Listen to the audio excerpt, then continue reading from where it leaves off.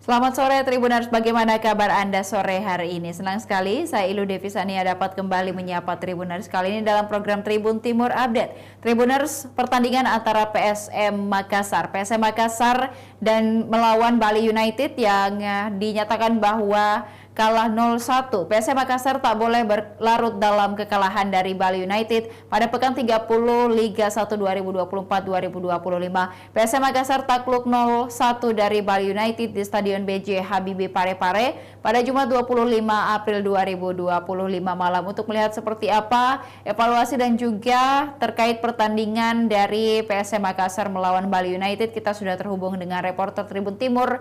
Untuk PSM Makassar ada rekan Kaswadi. Selamat sore rekan Kaswadi. Ya, selamat sore Ilu. Ya, baik rekan Kaswadi, seperti apa pertandingan antara PSM Makassar versus Bali United yang takluk 0-1 di Stadion BJ Habibie Parepare di Sulawesi Selatan? Ya, bisa saya sampaikan kepada Tribuners bahwa pekan ke-30 Liga 1 2024-2025 telah berakhir pada Jumat 25 bulan April atau April 2025, di mana laga tersebut salah satunya diwarnai antara PSM Makassar kontra Bali United di Stadion BJ Habibie Parepare. Laga tersebut berakhir dengan skor 0-1, di mana PSM Makassar yang bertindak sebagai tuan rumah harus takluk dari tamunya Bali United. Bisa saya sampaikan kepada Tribuners bahwa jalannya pertandingan cukup sengit dari kedua tim, di mana PSM memang lebih mendominasi pertandingan dengan mengurung pertahanan dari Bali United. Namun banyak peluang yang didapatkan, total ada 19 tembakan yang dilepaskan oleh penggawa pasukan Ramang, dengan 4 mengarah ke gawang, bahkan ada 2 mengenai mistar gawang, akan tetapi tak ada berujung gol. Di lain sisi, Bali United memanfaatkan transisi menyerang, untuk mencetak gol. Gol pertama yang dicetak oleh Bali United lewat privat warga di menit 22 merupakan serangan pertama yang berujung gol ke gawang Bali United, ke gawang PSM Makassar, dan itu menjadi gol pertama di babak pertama. Kemudian bisa disampaikan juga di babak kedua PSM sempat dibuat kaget oleh tim tamu dengan Boris Kopitovic berhasil menjebol gawang PSM Makassar, namun gol tersebut dianulir setelah pemain asal Montenegro tersebut ternyata terjebak offset lebih dulu setelah dilakukan pengecekan VAR oleh wasit. Kemudian PSM Makassar terus coba menekan juga dari pertahanan Bali United melewat pemain striker Balotelli, tapi cut inside dari Balotelli ini justru melebar. Begitu beberapa ancaman diberikan lewat pemain seperti Victor Detan itu juga, maupun Ricky Pratama serta Nernel Aljeta tak berujung gol. Bahkan PSM sempat raih kebobolan di menit akhir pertandingan setelah Boris Kopitovic berhasil kembali, setelah Jemerson berhasil mencetak gol di menit 90 plus 5 setelah memanfaatkan tendangan bebas ke depan Jaya. Namun gol tersebut juga dianulir karena ternyata Jefferson terlebih dulu berada dalam posisi offset, dan tak ada gol tercipta lagi setelah itu, dan PSM harus menyerah 0-1 di hadapan publiknya dari Bali United. Begitu Ilu. Baik, dan rekan Kaswadi, pasca pertandingan PSM Makassar melawan Bali United, mungkin seperti apa fokus pemulihan begitu bagi tim Juku Eja sendiri? Ya, bisa saya sampaikan kepada Tribuners bahwa pasca lawan Bali United ini PSM akan menjalani pertandingan padat karena akan melawan Kong An Hanoi, wakil Vietnam, di leg kedua semifinal Asian Club Championship yang akan digelar pada Rabu 30 April mendatang di Hanoi, Vietnam. Kita tahu bahwa PSM Makassar mengantongi modal kuat ke markas Kong An Hanoi dengan bekal kemenangan 1-0 di leg pertama di Stadion BJ Habibie pada 2 April 2025 lalu. Dan kesempatan PSM Makassar untuk masuk ke final Asian Club Championship terbuka lebar dengan catatan PSM hanya butuh hasil seri di markas Hong An Hanoi tersebut. Dan untuk persiapan menuju pertandingan pasca kalah melawan Bali United, pelatih PSM dan Nado Tavares saat ini fokus pertama untuk memulihkan diri para pemainnya. Kita tahu memang pertandingan lawan Bali berlangsung dengan intensitas cukup tinggi, makanya untuk hari ini para pemain akan fokus recovery, dan dari Bernardo Tavares berharap bahwa penerbangan ataupun penerbangan atau perjalanan dari PSM Makassar nantinya menuju ke Hanoi Vietnam itu tidak ada kendala semisal delay, karena hal tersebut akan berpengaruh dengan rencana program latihan yang akan dijalankan ketika lawan Hong An Hanoi.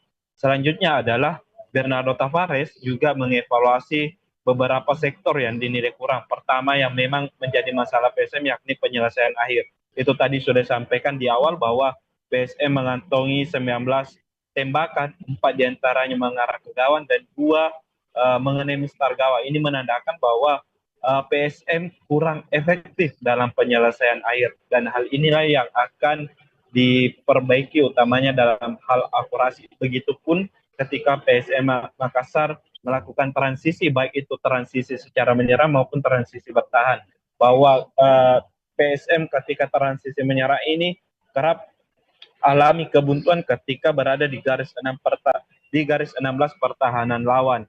Kemudian ketika mendapat serangan balik dari lawan, para pemain PSM Makassar ini kerap kalah dalam hal duel. Bisa dilihat dengan gol yang diciptakan oleh Privat Varga ketika lawan Bali United dan beberapa gol yang dianulir oleh wasit ketika lawan Bali United yang berhasil berujung gol, karena semua itu merupakan dari kesalahan, dan beruntung bagi PSM para pemain Bali kala itu masih terjebak dalam posisi offside. Begitu Ilu. Baik rekan Kaswadi, untuk evaluasi terhadap lapangan sendiri, mengingat juga Stadion B.J. Habibie baru juga kembali digunakan untuk para pemain merumput kembali. Apakah ada evaluasi mengingat juga PSM Makassar kalah di kandang begitu? Ya, kalau dari pelatih PSM sendiri ini mengapresiasi dengan kondisi lapangan dari Stadion B.J. Habibie, karena pasca renovasi kondisi lapangan sangat bagus dan rumputnya juga terjaga dengan baik. Cuma yang dipersoalkan dari Bernardo Tavares yakni lapangan latihan PSM Makassar di Stadion Kalegoa Kabupaten Goa. Kita tahu bahwa salah satu lapangan yang memang maksimal digunakan oleh PSM Makassar untuk latihan yakni hanya Stadion Kalegoa yang mumpuni. Selebihnya itu masih kurang bagus, dan saat ini kondisi dari Stadion Kalegoa pertama beresiko membuat pemain cedera, kedua aliran bola yang mungkin bisa mengganggu ataupun sulit dikontrol oleh para pemain PSM. Ketiga, mungkin terkait masalah sentuhan dari para pemain PSM. Bahwa Bernardo Tavares mengatakan bahwa dia membutuhkan sekali sentuhan ketika melakukan pertandingan. Sementara ketika latihan, mereka hanya butuh 3-4 kali sentuhan bola baru untuk menyerang, dan hal ini berdampak kepada para pemain, karena hal inilah hasil latihan yang dibawa di Kalegoa ini ternyata berlanjut di pemain. Padahal Bernardo Tavares sangat menginginkan bahwa PSM cukup sekali sentuhan lalu melakukan penetrasi dan sebagainya untuk menyerang lawan. Namun apa daya dengan kondisi lapangan yang kurang bagus di Kalegoa sehingga hal ini tidak berjalan baik. Makanya ia sangat menekankan, bahkan sudah 3 kali juru taktik asal Portugal tersebut menekankan bahwa lapangan latihan PSM Makassar Stadion Kalegoa agar ditingkatkan kualitasnya, agar dibenahi, karena PSM butuh perbaikan tersebut untuk menata pertandingan selanjutnya dan mengurangi risiko cedera dari pemain. Begitu itu. Baik, terakhir rekan Kaswadi, setelah dari pertandingan ini dan menggelar konferensi pers begitu, apa yang paling disoroti dari Bernardo Tavares terkait pertandingan yang sudah dilewati ini PSM Makassar kontra dengan Bali United? Ya, salah satu yang menjadi perhatian Bernardo Tavares di laga ini adalah terkait lagi-lagi mungkin masalah keputusan wasit dan VAR. Ya, kita tahu bahwa Bernardo Tavares sejak awal kedatangannya di musim 2022 hingga sudah 3 musim berada di sepak bola Indonesia ini selalu konsisten terhadap perbaikan Indonesia, perbaikan sepak bola Indonesia, utamanya terkait masalah SDM wasit dan VAR. Dan di pertandingan lawan Bali United, keputusan wasit kembali menjadi sorotan karena ada 2 momen di mana 2 pemain Bali United seharusnya mendapat kartu merah karena melanggar dari pemain dari PSM Makassar. Pertama itu saat momen Elias Dola yang mendorong Nermin Haljeta. Harusnya setelah dorongan Elias Dola itu diberi kartu kuning kedua yang berujung kartu merah karena Elias Dola sebelumnya sudah mendapat kartu kuning pertama di menit ke-8 saat saling dorong dengan Akbar Tanjung. Kemudian momen kedua adalah saat gelandang Bali United Brandon Wilson melanggar ataupun menginjak kaki dari Victor Detan. Saat itu sebelumnya itu Brandon Wilson sudah mengantongi kartu kuning saat melanggar lateral di menit 42 babak pertama. Dan menurut Bernardo Tavares, harusnya 2 pemain ini sebenarnya sudah keluar dari lapangan, dan seandainya hal itu dilakukan oleh wasit tegas dalam pengambilan keputusan, khususnya dalam hal kartu, bisa saja mungkin hasil pertandingan berbeda ataupun jalannya pertandingan berbeda, dan kemungkinan saja PSM bisa mengantongi 3 poin di laga kandang. Namun terlepas dari itu, Bernardo Tavares tidak ingin mengatakan bahwa dia kalah gara-gara wasit, namun memang secara permainan PSM kurang efektif di lini depan, namun ia sangat meminta untuk perbaikan kualitas SDM wasit untuk Liga Indonesia ke depannya. Sekian Ilu. Baik, terima kasih rekan Kaswadi atas laporannya terkait PSM Makassar versus Bali United. Kami menantikan update informasi dari PSM dan pertandingan di laga berikutnya. Terima kasih, selamat sore, selamat kembali bertugas. Dan Tribuners, berikut dapat disaksikan bagaimana pertandingan PSM Makassar versus Bali United terkait evaluasi dan juga tanggapan dari pelatih PSM Makassar.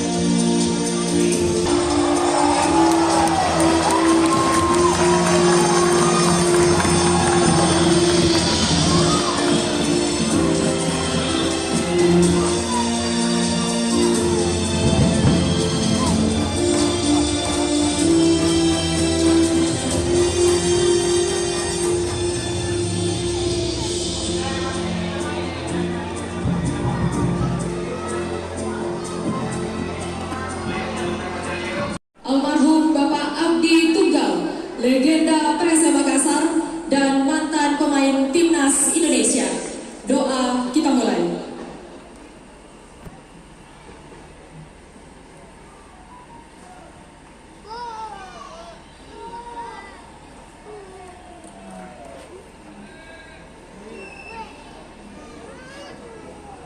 Berdoa selesai. Terima kasih.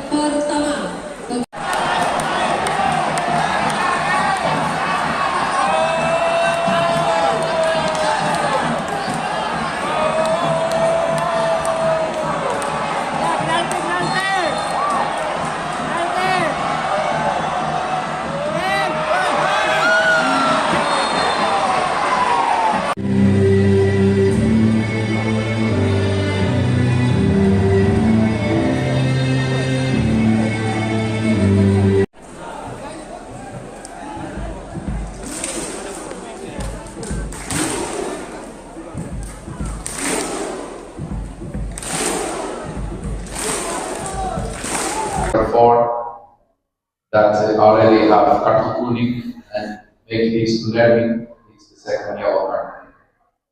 Its mistakes can have influence of the game because playing 11 against 9, it's more difficult for opponent team. But if the referee don't want to see or the VAR don't want to see, last match we have 3 penalties against Borneo, just with 1. So we already accustomed with this behavior.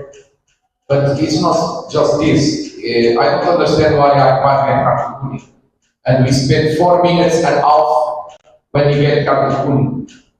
Who's making the foul and push is number 4. So it's very easy to Wasit give yellow card to PSM Makassar players. Very difficult to give to opponent teams. I don't understand. Maybe they don't like to come to Makassar and after to buy a party. I don't understand. Since I am here, it's my third season here. Always I see big difference on the behavior of the referees. Very easy to give yellow card, red card, give penalty against us, but the other side, the VAR don't want to see or the Wasit don't want to see or don't know.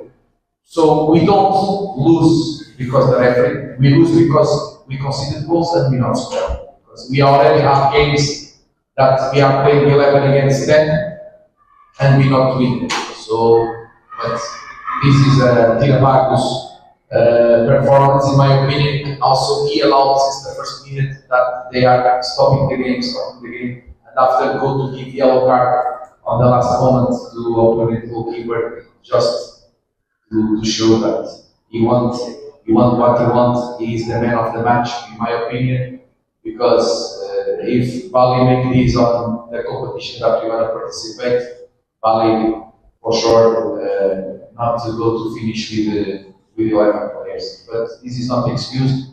Bali scored the goal, we not scored the goal, selamat to Bali.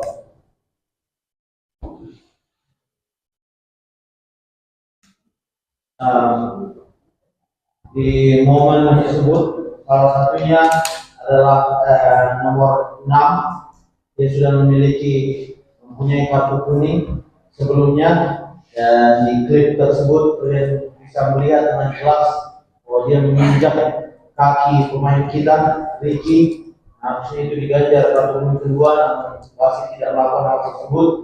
Nomor 4 melakukan dorongan pada Nermin. Sebelumnya dia juga sudah mendapatkan kartu kuning, seharusnya dia diganjar kartu kuning kedua, karena hal-hal ini berpengaruh di pertandingan. Namun wasit saya kira tidak mau melihat hal tersebut, VAR juga tidak mau melihat hal tersebut. Bahkan di pertandingan sebelumnya, kalau kita melihat pertandingan tersebut, ada 3 momen yang harusnya kita dihadiahi final. Namun wasit hanya memberikan 1.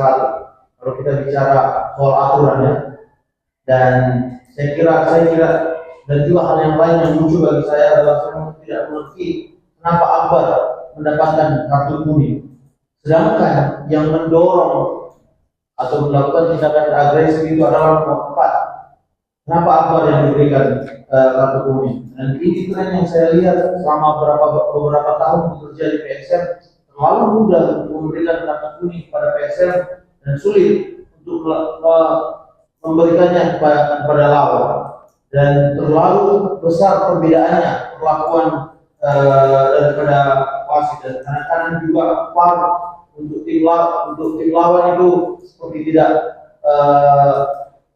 melakukan apa yang seharusnya. Ini saya katakan bukan untuk mengatakan bahwa kita kalah gara-gara wasit, tidak. Namun saya kira mereka tidak melakukan pekerjaan yang bagus di pertandingan kali ini. Kita kalah karena Bali mencetak peluang mereka dan kita tidak mencetak peluang kita. Dan namun saya tetap bahwa wasit tidak memberikan performa yang bagus, dan juga di akhir pertandingan dia memberikan kartu kuning kepada kiper dari Bali, seakan-akan dia adalah bintang dari permainan, padahal mereka sudah melakukan, atau kiper mereka sudah melakukan hal ini sejak dari awal. Dan banyak momen dari pertandingan itu yang terhenti. dan itu dia biarkan. I want that they recover and that the aeroplane will delay. Because if the aeroplane delay, maybe we cannot catch the flights. After maybe we arrive one day after. Because we don't have private aeroplane like other clubs. So this is the first target. For the future, I think first we need to improve the field that we are training. Because here we saw our players are not training on good grass pitch. Opponent team Bali is training in good facilities. And here today we saw when we go to press, they play on first touch. When they press us, we need to give 2-3 touches. This makes the difference on football. The decision making and quickly decision making with the first touch. It's very important on the football. And if we don't have a good field training, I am happy with the attitude of our players. Of course, sometimes we make bad decisions, mistakes. We spoke about that they are strong on the offensive transition. We training the defensive transition. We try to create scenario. That's it. They score on the first chance. This is the football. What we can do is try to improve on the defensive transition to not avoid that they get this chance and try to have more accuracy. We have many chances. We need to score a goal. We hit 2 times the ball to the bar. We have chances that we shoot outside. But this is why our team is the youngest team of the league, and opponent team is one of the most experienced team of the league.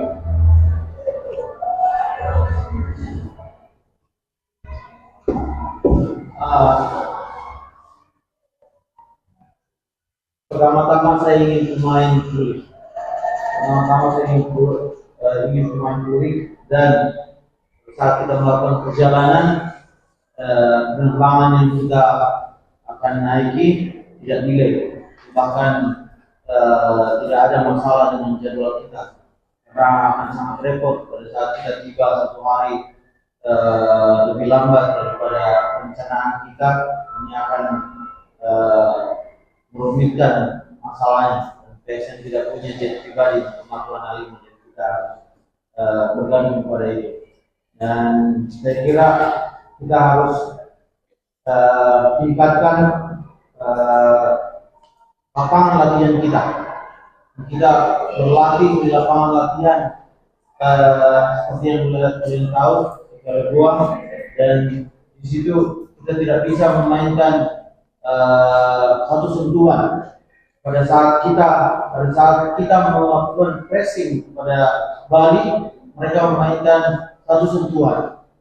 Di latihan kita tidak bisa lakukan ini. Pada saat kita di press, sebaliknya pada saat kita di press, kita butuh sampai 3 sentuhan untuk menyelesaikan masalah. Dan saya berharap pertama-tama lapangan latihan kita harus tingkatkan. Karena pengambilan keputusan nanti akan membaik dari latihan-latihan tersebut pada saat kita latihan di lapangan yang baru. Dan saya senang dengan attitude pemain. Tentu ada beberapa hal yang perlu kita tingkatkan. Kita juga sudah bicarakan sebelumnya pada saat lawan bagus, pada saat transisi, menyerang, dan juga servis. Inilah sepak bola. Untuk kedepannya saya kira kita harus lebih tingkatkan untuk transisi dan juga lebih akurat dalam hal melakukan penyelesaian.